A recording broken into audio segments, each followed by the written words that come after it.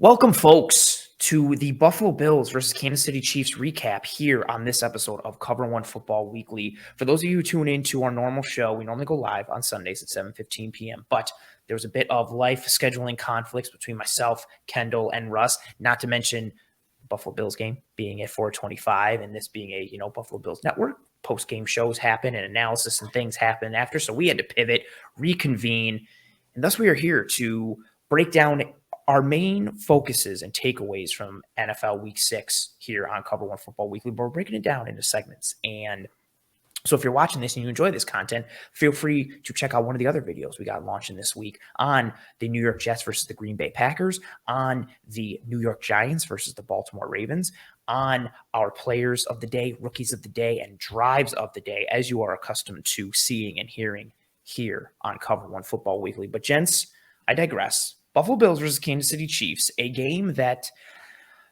people were tabbing it as the rematch. People were tabbing it as the game of the year. I can't tell you how many times I've heard someone say 13 seconds in the last week on TV, just people I know. There was some lady in the stands. I don't know if you guys saw it. She was a Chiefs fan, and her shirt was a sick hoodie. It was like gray with red and yellow and white, and it had like a stopwatch that said 13 seconds. No. Like they're selling merch. I didn't see People that. were going hard there for it. Yeah, it was intense. The atmosphere was intense. Chiefs fans wanted it. Bills fans wanted it. The players wanted it. Buffalo Bills come away with a 24-20 victory. I want to start with this first question for both you folks. Russ, we'll start with you. How much does this game for you pull the Bills away from the Kansas City Chiefs? So to give you a little insight into my mind, I'm very happy that the Buffalo Bills won as a Bills fan, even though I am an objective one at that. But the Bills won in Kansas City last year, and they left Kansas City with a larger lead on them than they have this year. The Bills faltered down the stretch. They ended up having to go to Kansas City again in the playoffs. They lost. I think it's fine to be excited and happy that the Buffalo Bills have left Kansas City with a win. And I do think the Buffalo Bills are the more complete football team. But how much does this win for the Buffalo Bills, 24-20, does it, I guess we'll even start at that base level, does it vault the Bills over the Chiefs for you? And if it does it increase that gap, or are you still in the mindset of let's see what happens come playoff time? Yeah, we got to see what happens come playoff time. I mean, it's a great win. Don't get me wrong. You had a great play from Johnson there to end the game with the pick. It's perfect, right? Picture perfect, the way that you needed to be. Everybody's on Twitter going, "Oh, you left too much time, 1:09." I said that too. I said it. I was like, "Oh boy." And then, you talk last year, 13 seconds, and they closed this one out. But, you got to keep going. Sure, you're 5-1. You're beating the brakes off of every team. And sure, you beat a very good football team this weekend at 24-20. And it kind of came down to those last two possessions of the game, as football normally does. So you closed that out. But the key is, what do you do in December, January? Are you closing those games out? If you can't close those games out, I mean, we're not having this conversation of the Bills win the football game. I mean, it's simply they become another meme. They become another joke across the NFL, because this seems to be the year, boys. I mean, let's just call it what it is. This seems to be where the Bills maybe gets it done. I mean, they seem to be the odds-on favorite. My God, he's saying it. The fact that you're even saying it, I don't know whether to be happy or throw up. I just don't know. I don't know what to do with my hands. I couldn't imagine. I couldn't even imagine. So. The fact that this team's in this position, it's a great thing for Bills fans. It's a great team for the organization. But, we'll see what happens come January, to be honest. Yeah. Kendall, where is your mind? Again, same question. Has this separated the Buffalo Bills further from Kansas City in your mind, or are you still kind of let's wait and see come January? Because also to Russ's point, if they lose to the Chiefs again in the playoffs, then it just becomes another you can't get it done when it matters most. And if anything, these regular season wins almost kind of hurt more, because it's just more I don't think it's because then everybody buys in. Yes, correct. Everybody buys in, and it's the rug gets pulled out from under you, just like it has my entire childhood of being a Bills fan, and a majority of my childhood of being as a Red Sox fan as well. But then you also get kind of the further memes that can happen. How many Bills fans, when the Dolphins beat the Bills, it was oh, well, good luck. Your Super Bowl in September, nobody cares. Chiefs fans can have that for forever if the Bills don't pull off a victory in the playoffs, if they meet again. So all that considered, combined with what we saw on the field, do you think the Bills have far or further surpassed the Kansas City Chiefs, or are you still kind of wait and see come crunch time if they meet again in January? I'm definitely still wait and see. I mean, at this point, yeah, the win is great. It goes towards getting that number 1 seed, but you still have to finish through the rest of the regular season to get that 1 seed, get the honor of hosting teams in the playoffs and Mhm. hopefully hosting the Chiefs and getting a crack at them in the playoffs. It's wild that get that Mahomes has monkey never off your played back, Mahomes has never played a road playoff game. That like factors it even more. Like, what does he right? look like on the road? Like, that's just crazy too. What I will say though is I think even through a few weeks and seeing the Chiefs lose to the Colts and how they lost to the Bills, in both opportunities, it was kind of seeing a little bit less from the Chiefs offense. And I don't want to put this Mm, on Patrick Mahomes, but I do think there's just more pressure on him now without two guys drawing a lot of attention. You take Hill out of that offense, obviously Juju is a great player, but he's not garnering that type of respect or that type of mhm. concentration from defenses. And I think being able to kind of hone in a little bit more on Kelsey, and obviously Kelsey still had a day. I think he had like 8 or 10 receptions for over 100 yards. So Yeah. I just think it's a little bit easier to defend this offense now than what it was in the past. That being said, there is still the context of what have the Bills added to their defense, being Von Miller and Mm. all the other additions to the defensive line and how they got after Mahomes yesterday. But I do still need to draw it back, and it's just a regular season game. It literally means nothing if, like we've talked about, if the Bills go ahead and lose to the Chiefs in the playoffs, this regular season game means nothing. Even if they get the 1 seed and play the Chiefs at home, it means nothing until that final outcome or that monkey is taken off the back of the Buffalo Bills to actually beat the Chiefs in the playoffs when it counts. And to Russ's point, if they lose in the playoffs, then it just stings more because you just Yes. keep having that hope of being like, oh, we could like it could happen, and then it's just like, oh, it didn't happen. Here we are again. All right, from a schematic perspective, X's and O's ball. Looking at this game, Russ, we'll start with you. What's your major takeaway from this game? I'll again lead with mine a bit. 2 things. Mina Kimes had this tweet earlier today. As we sit here and record this on a Monday night, Bills came into the game, as Kendall and I were talking about this offline. SIS hasn't updated their man and zone numbers yet for the weekend. That's usually what we rely on. But Mina Kimes tweeted out, the Bills came into week 6 against the Chiefs running man coverage at about a 28% clip. They played man coverage against the Kansas City Chiefs roughly 54% of the time. So a large swing for them in terms of, what type of coverages they were playing. And that goes in line with how we've seen a lot of teams play the Kansas City Chiefs this year. They are the team that has seen the most man coverage heading into week 6 against the Buffalo Bills. That number will probably already increase. The loss of Tyreek Hill and even the injection of MVS and Juju and the drafting of Sky Moore, it hasn't really deterred teams from coming up and challenging the Chiefs. Granted, they've still put up points on the board. They were, I believe, the highest scoring team on an average, points per game basis coming into this game against the Bills. But the Bills challenged them. They played man coverage. They mixed up coverage as well. Patrick Mahomes was pressured on 46.8% of his dropbacks. There's a lot of pieces to take from that side of the ball. Are you focusing on that side? Are you focusing on the other side? As you sit and look at this, like from an on-the-field perspective, what's the first thing that comes into your brain?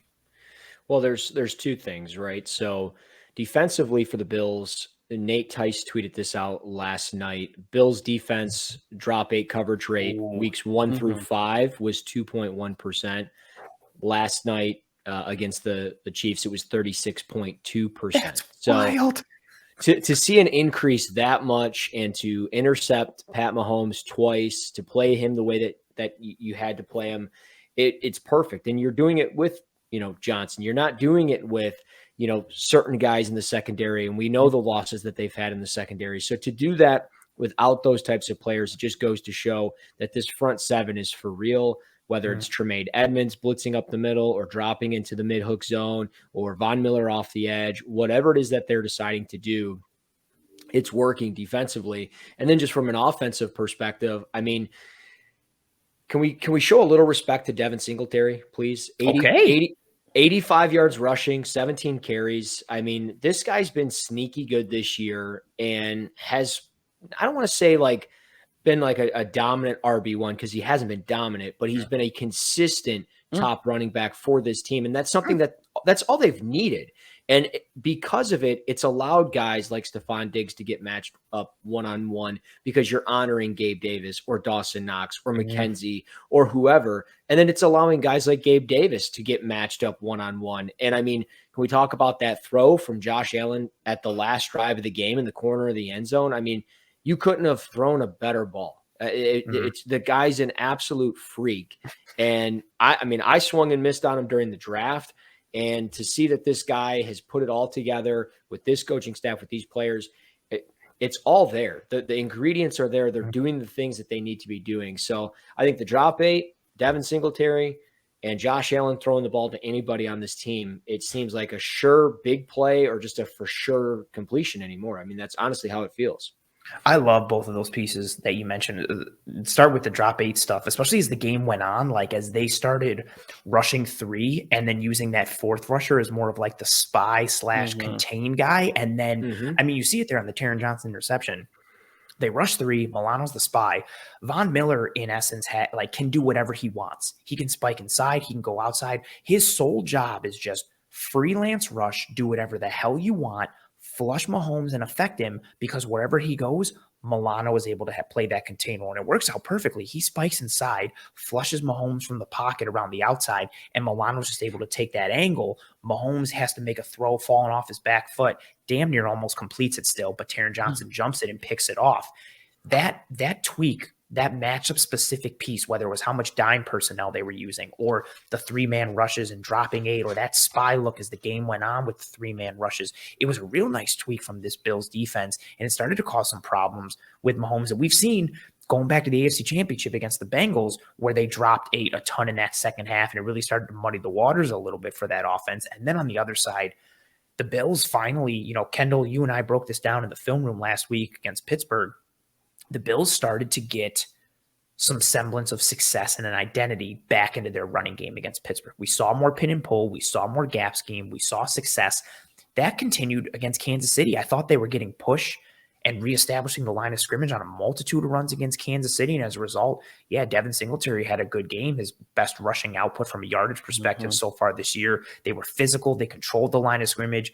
Is that where your head's at? Either of those schematic adjustments, or are you looking somewhere else that, you take away your major takeaways from Bills Chiefs? I mean, definitely the run game. Everything that they were able to do to combat those too high looks, it's something we talk about, and honestly, something the broadcasters were talking about all game. Fair. How every team is going to defend the Bills and the Chiefs in a way where you don't want to give up explosive plays. You need to limit those plays, and to do that, it's easier when you have 2 safeties back. But what do you do when you keep 2 safeties back? You open up the box. You create more opportunities in the box and the numbers game when you're running the football.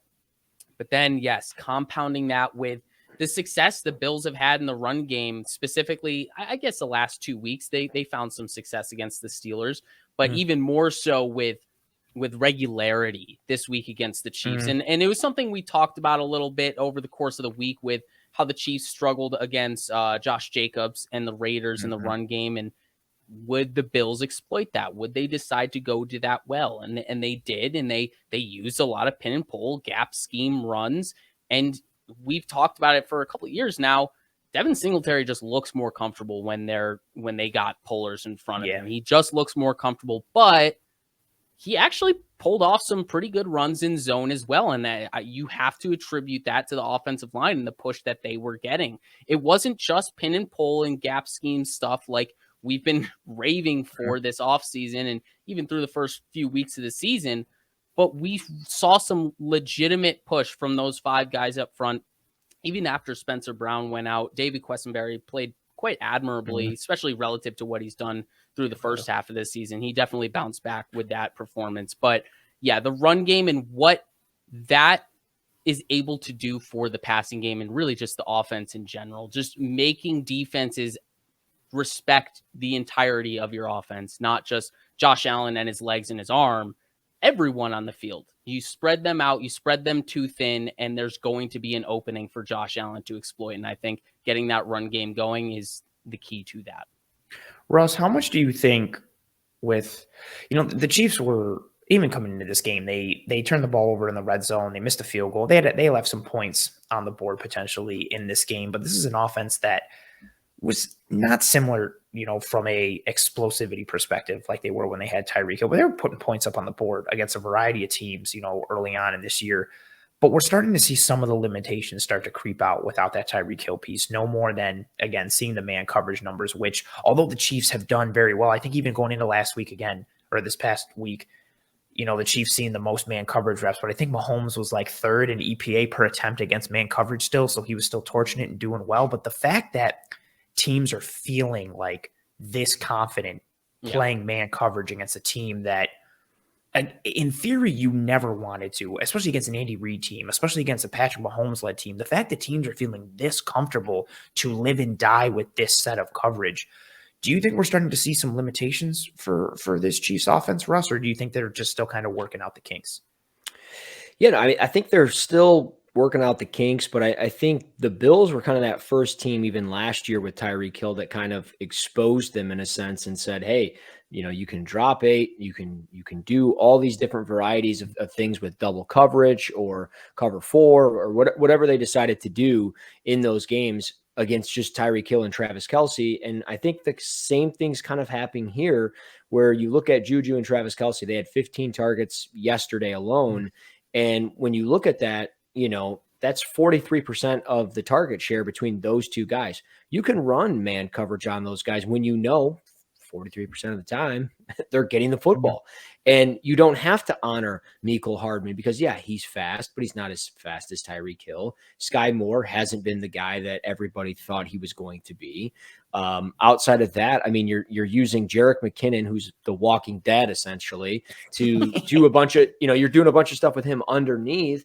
And you're hoping that, Clyde Edwards-Helaire can get you 3-4 yards per carry, which every team hopes a running back can do that. But you're hoping that so you can get into a manageable situation and then eventually chuck it deep. And I think that's kind of the Chiefs' play calling is underneath the Kelce and then find somebody deep, whether it's Hardman, whether it's Juju. And if it's not there, then they go right back underneath the Kelce. And that's the guy. I mean, if you can double him, if you can find a way to have a linebacker or a safety or a nickel in that mid-hook zone and somebody over the top, you kind of shut him down. And if everybody else can play man, I don't see anybody losing one-on-one battles against Juju unless they're getting outmanned or overpowered or something like that. Like they're not going to get like, some shifty route. He's not the shiftiest route runner in the league by any means, And I think that's the thing with the Chiefs is, teams just have that. They're starting to build that confidence. And certainly the Bills are one of those teams. The recipe's been out.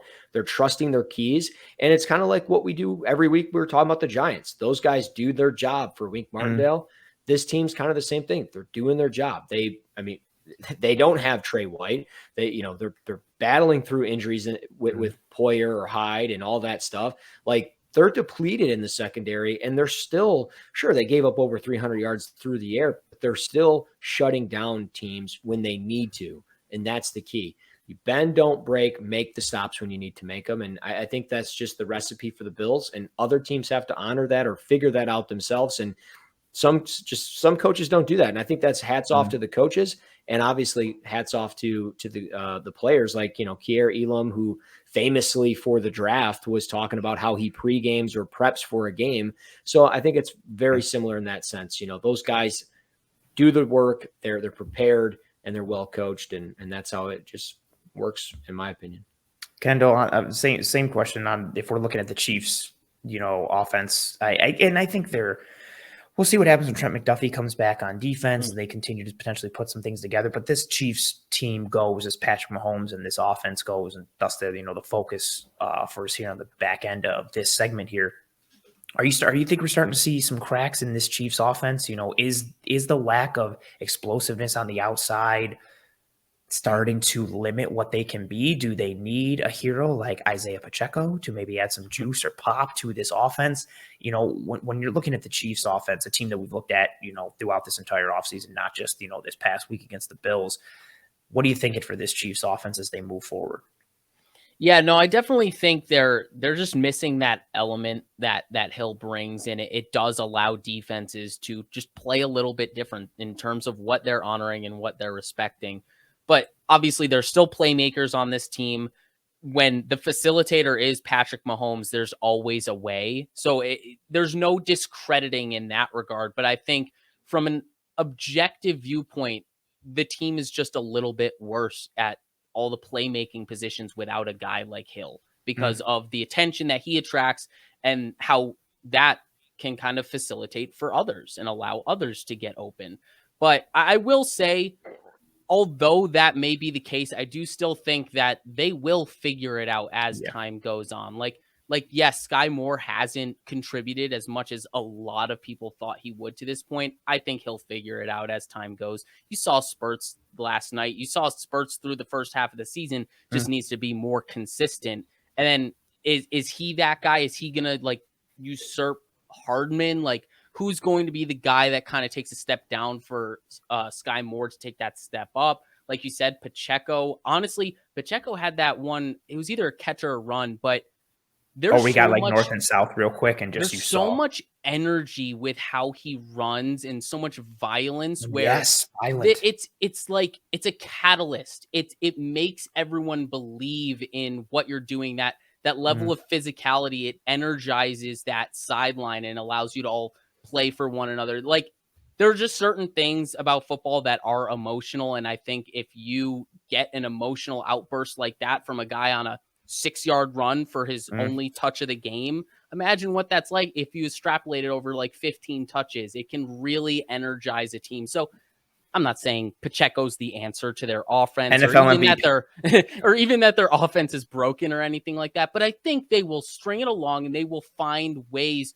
to get closer to what they were. I don't know if they'll ever get to that prime offense of Hill and Kelsey and Mahomes, but I think they can definitely get closer and continue to chip away at it because, like I said, when 15 Mahomes is the facilitator, they're always going to have a shot and they're always going to be improving with that guy facilitating.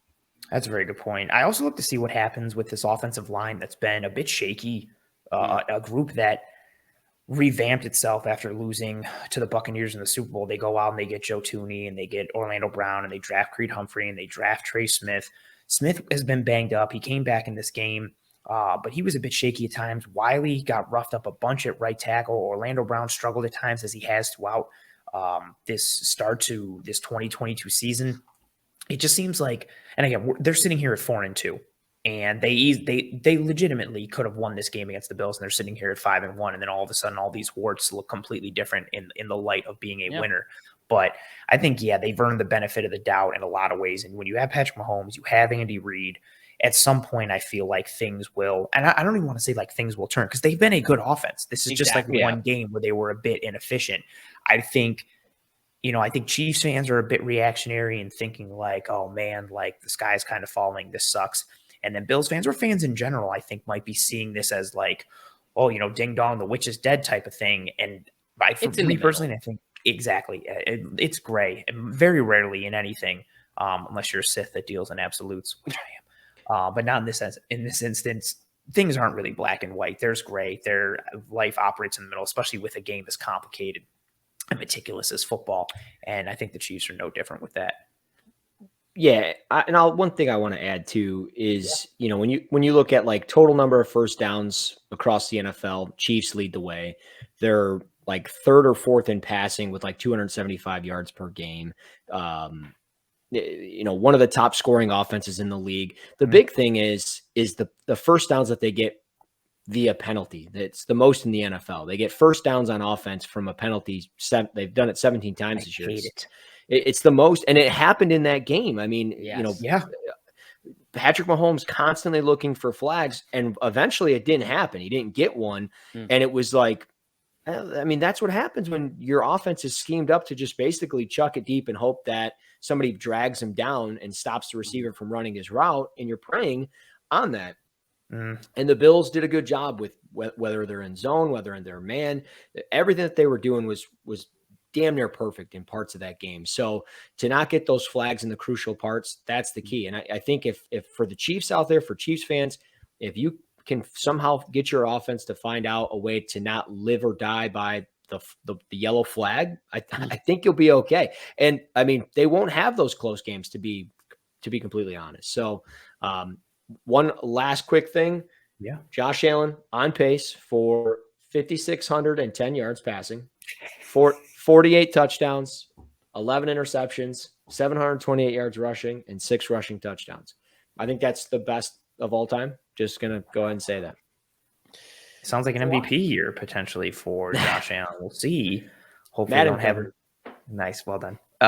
We'll see what he does down the stretch. This Bills team, they look good coming out of Kansas City last year. They faltered in that midpoint of the year and then picked it up again towards the end. We'll see what they can be. I think this is the Joker and Batman again, at the end of the Dark Knight, trying to figure out, how much they're going to do this dance forever and destined to do it with one another as Batman has a Joker hanging from the building. I think they meet again in the playoffs. These two teams seem like the class of not even just the AFC, maybe even the NFL. You throw the Eagles up there as well, but the rest of the NFC just seems like utter chaos at this point. But a very impactful game so far in this regular season, at least from a seeding perspective and a conversation perspective. And we will see what happens with these two teams as we move forward in this regular season. That has been the Cover One Football Weekly recap of the Buffalo Bills versus Kansas City Chiefs. If you like this, please drop a like on this video. It's tremendously important towards helping us to track and trend in front of more eyes and ears. Subscribe to Cover One Football Weekly. If you are listening to this episode on any one of the podcasting apps or platforms or anything like that, please rate and review and subscribe there as well. And also, if you like this, we got some more segments coming at you here this week on Cover One Football Weekly. Go ahead and check out the Jets versus Packers recap, the Giants versus Ravens recap, what to take away from those games, as well as our Player of the Day, Rookie of the Day, and Drive of the Day segment, which is probably our favorite segment here on Cover One Football Weekly. But for myself, Kendall Mirsky, and Russell Brown, this has been another episode of Cover One Football Weekly, and we'll see you next week.